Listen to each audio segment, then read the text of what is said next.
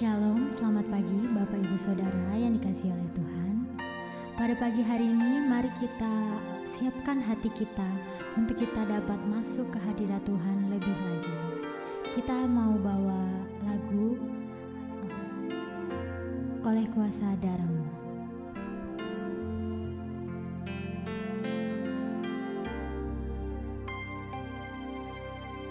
Saat ku masuk ke hadirat-Mu, bawa persembahan ke tempat kudus-Mu, pujian ku naikkan, sembah ku berikan bagimu Allah yang mulia.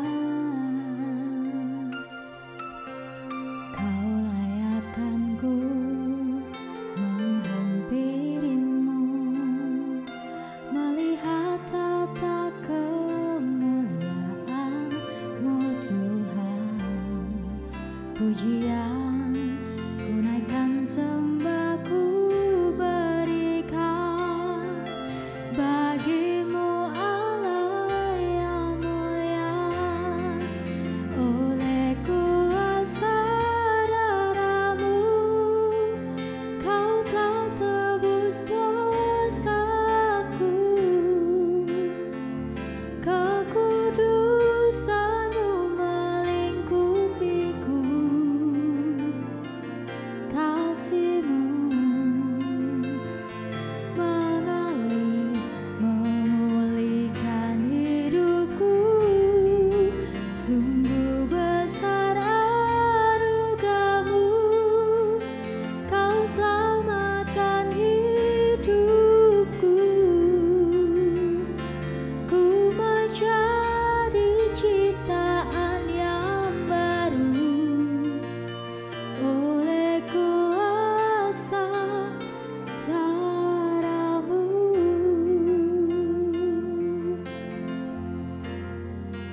Oleh kuasa darah-Mu, Kau telah tebus dosaku. Kekudusan-Mu melingkupiku, kasih-Mu mengalir memulihkan hidupku. Sungguh besar anugerah-Mu, Kau selamatkan hidupku. Ku menjadi ciptaan yang baru oleh kuasa darah-Mu. Ku menjadi ciptaan yang baru oleh kuasa darah-Mu. Ku menjadi ciptaan yang baru oleh kuasa darah-Mu.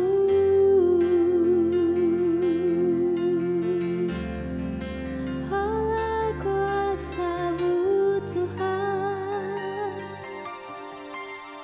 terima kasih Tuhan. Haleluya,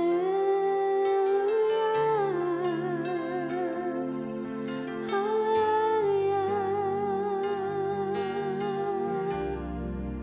Kau baik Tuhan.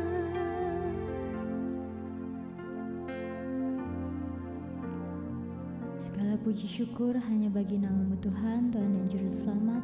Tuhan, terima kasih Tuhan untuk penyertaan-Mu di hari ini.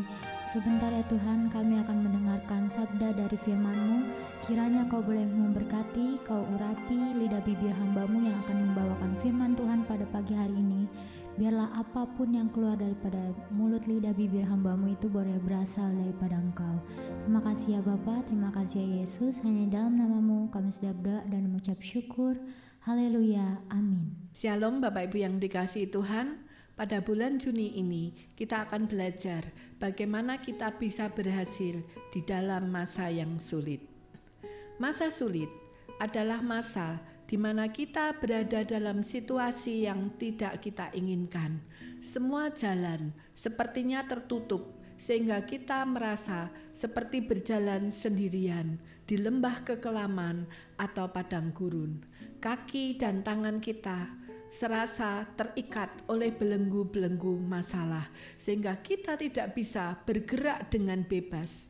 Tetapi ingatlah saudara, saat kita tidak bisa maju atau mundur, tidak bisa berbelok ke kiri ataupun ke kanan, masih ada satu jalan, yaitu ke atas.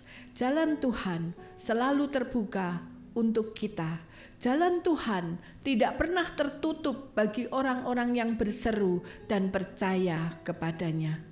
Firman Tuhan di dalam 1 Korintus 13 ayat 10 berkata, "Tetapi jika yang sempurna tiba, maka yang tidak sempurna itu akan lenyap." Biarlah ini menjadi kekuatan dan jalan keluar bagi setiap kita, anak-anak Tuhan, ketika kita ada di dalam masa yang sulit. Jangan pernah menyerah atau putus asa, panik atau takut kepada keadaan. Sebab saat engkau berada di masa yang sulit, masa yang tidak sempurna, Tuhan berjanji akan mengubah yang tidak sempurna menjadi sempurna. Karena itu, hadirkan Yesus di dalam situasimu. Maka saat Yesus yang sempurna tiba, maka situasi yang tidak sempurna itu akan lenyap dan digantikan dengan kesempurnaan. Ingat, pesta kawin di Kana, ketika mereka kehabisan anggur, tetapi Yesus ada di sana, maka Yesus sanggup mengubah air menjadi anggur yang terbaik pada waktu itu. Kemudian peristiwa 5 ketor roti dan 2 ekor ikan bersama Yesus, maka 5 ketor roti dan 2 ekor ikan sanggup memberi makan 5.000 orang, belum termasuk wanita dan anak-anak.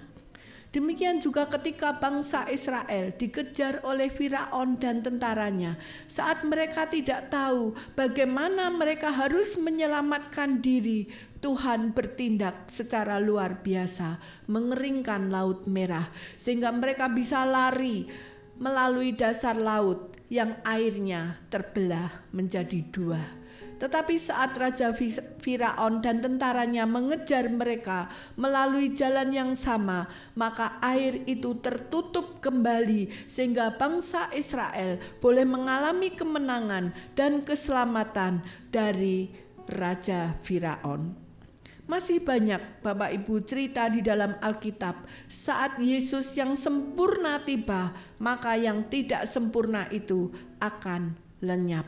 Bahkan Lazarus yang sudah mati dan ada di dalam kubur, ketika Yesus hadir sanggup dibangkitkan. Demikian juga dengan orang buta, orang lumpuh, ketika Yesus hadir di dalam kehidupan mereka, mereka mengalami pemulihan, mujizat yang luar biasa. Yang buta disembuhkan bisa melihat, yang lumpuh bisa disembuhkan dan berjalan, yang tuli bisa disembuhkan dan mendengar. Bapak Ibu yang dikasihi Tuhan, pernahkah di dalam kehidupan kita terpikir bagaimana kita bisa mengalami hal yang seperti itu? Jawabnya hanya satu, yaitu menghadirkan Yesus di dalam kehidupan kita. Maka ketika Yesus yang sempurna hadir di dalam kehidupanmu, maka lenyaplah yang tidak sempurna di dalam kehidupanmu. Bagaimana caranya?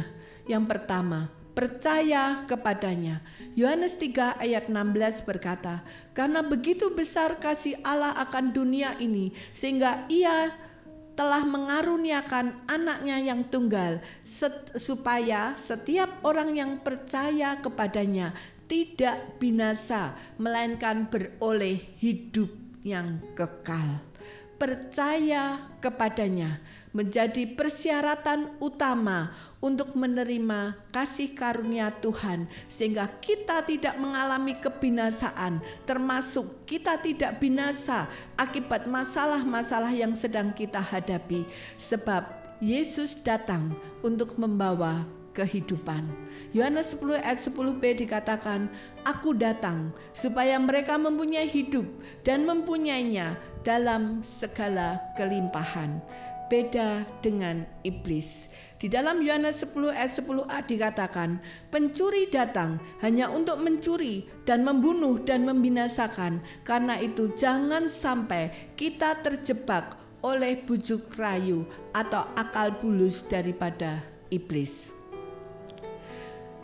Namun sebagai persyaratan agar Yesus bisa bekerja dalam hidup kita adalah percaya kepadanya. Sebab kalau seseorang tidak percaya kepada Tuhan, maka orang itu akan menutup hatinya kepada Tuhan. Segala pikirannya dipenuhi ketidakpercayaan kepada Tuhan, sehingga Tuhan tidak bisa bekerja dan mengendalikan hidupnya. Yang kedua, mendengar suaranya. Setelah kita percaya dan menerima Yesus sebagai Tuhan dan Juru Selamat, langkah selanjutnya adalah mendengar suara Tuhan dan kehendak-Nya. Di dalam Keluaran 15 ayat 26 dikatakan, jika kamu sungguh-sungguh mendengarkan suara Tuhan Allahmu dan melakukan apa yang benar di matanya dan memasang telingamu kepada perintah-perintahnya dan tetap mengikuti segala ketetapannya, maka aku tidak menimpakan kepadamu penyakit manapun yang telah kutimpakan kepada orang Mesir, sebab aku Tuhanlah yang menyembuhkan engkau. Mendengar memiliki makna yang sangat penting, sebab saat kita mendengar dan memasang telinga kepada perintah-perintah Tuhan dan tetap mengikuti ketetapan Tuhan, maka Tuhan tidak akan menimpakan kepada kita penyakit manapun. Penyakit di sini berbicara tentang berbagai hal, tidak hanya penyakit secara fisik seperti demam, malaria, COVID, dan lain-lain. Tetapi bisa juga penyakit dalam arti secara luas, seperti penyakit dalam rumah tangga, yaitu tidak ada kesehatian, percekcokan, adanya orang ketiga, dan lain-lain. Ataupun penyakit secara ekonomi, seperti kerugian, kebangkrutan, dan lain-lain. Tetapi sayang, seringkali apa yang dilakukan manusia itu terbalik. Yang mereka lakukan bukannya kita mengikuti kehendak Tuhan, tetapi mereka rindu Tuhanlah yang mengikuti kehendak-Nya. Jadi bukannya Tuhan menjadi pengatur, pemimpin di dalam kehidupan manusia, tetapi manusia hendak mengatur Tuhan. Seperti di dalam Ulangan 8 ayat 20 dikatakan, seperti bangsa-bangsa yang dibinasakan Tuhan di hadapanmu, kamu pun akan binasa, sebab kamu tidak mau mendengarkan suara Tuhan Allahmu. Jadi mendengar suara Tuhan adalah kunci untuk kita boleh bangkit, mengalami terobosan dan kesuksesan di dalam kehidupan ini. Dan yang ketiga, memberikan hidup kepadanya.